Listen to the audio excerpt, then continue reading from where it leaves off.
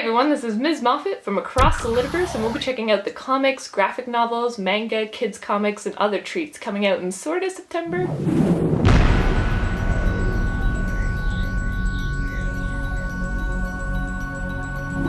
There's one more Diamond catalog to go before we're in the thick of holiday new releases. I mean, not to knock the July catalog here, there are some delightful gems scattered throughout its pages. I'm just very eager to check out the big ticket items this year. If you'd like to jump ahead to a specific category, I've left links to each one in the description below. Let's get a move on, shall we?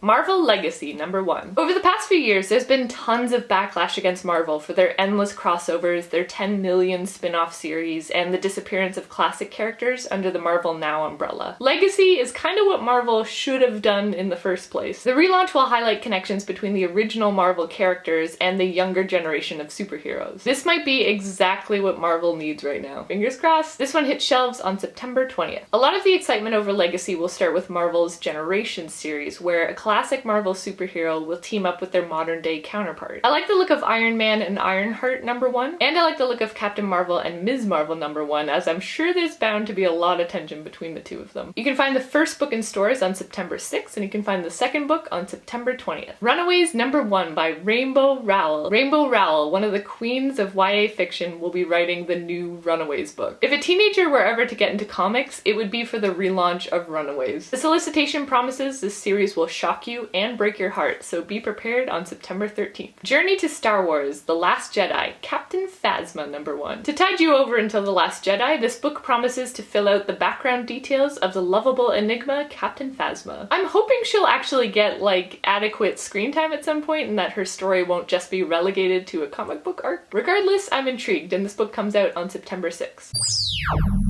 Here's Negan, the hardcover. If you've attended a comic convention recently, you've probably found yourself in the middle of a gang of Negans at some point, both with and without Lucille. Here's Negan was originally serialized in the Image Plus magazine, and it explored who Negan was before our civilization broke down. You can find this lovely hardcover in stores on October 4th. Speaking of Image Plus, if you're a fan of Scott Snyder's Witches series, then you're gonna need to pick up a copy of the magazine on August 30th. In this new serialized story, The Bad Egg, you'll find out how Sailor made it to safety and what she's been doing since she escaped. Taproot. If you love yaoi manga, Taproot should be next on your list. Blue is having a hard time moving on. He's in love with his best friend. Oh, and Blue's also dead. Luckily, his best friend and love interest Hamal can see ghosts, so Blue's free to haunt to his heart's content. But something eerie is happening in town and Hamal's at risk. To protect Hamal, Blue might even have to leave him. I am definitely on board, and this one comes out on September 13th.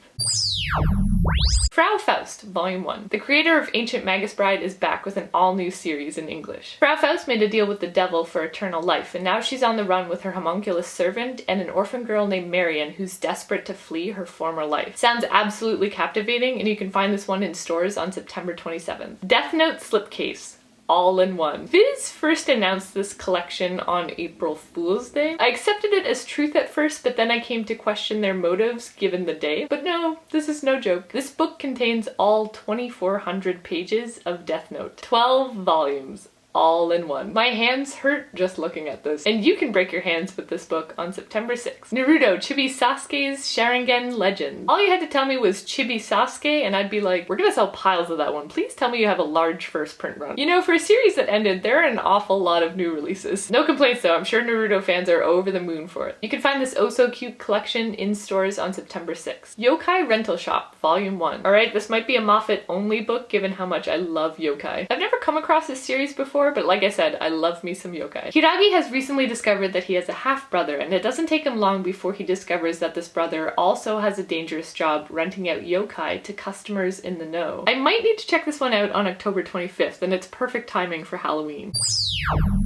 Star Wars Adventure #1. Each issue will feature 2 stories about a Star Wars character, and this first one will look at Rey's early explorations on Jakku. This one hit shelves on September 6th. The Little Red Wolf. Looking for an inversion of classic fairy tales? Look no further than The Little Red Wolf. A young wolf on a journey to bring his grandmother a rabbit is charmed by a young girl who promises to help him. But nice does not always mean good. I mean, look at the artwork. How can I say no to that? This gorgeous book comes out on September 20th. Eleanor Mandragora, daughter of Merlin. The solicitation compares this one to Roald Dahl Disney, and Miyazaki. That's a tall order, but I'll bite. Young Eleonora follows the teaching of her father, Merlin, until one day he's killed by the horrible shriek of a mandrake root. With the help of Eleonora, Merlin's ghost won't stay hidden for long, and their home in the forest will never be the same. I'm also wondering if this is a wordless story. The artwork featured in the catalog made it seem that way. We shall find out just how magical this book is on November 29th.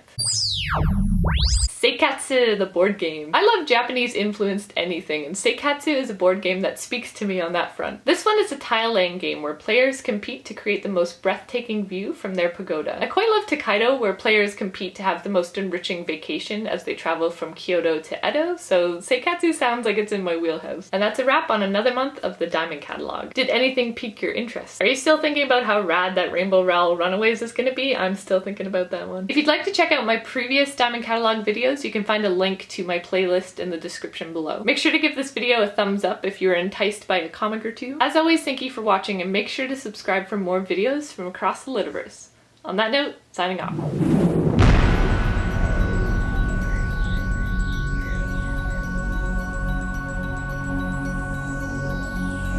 This one is a tile-laying game where players compete to create This one is a tile-laying game where players compete to create the most breathtaking.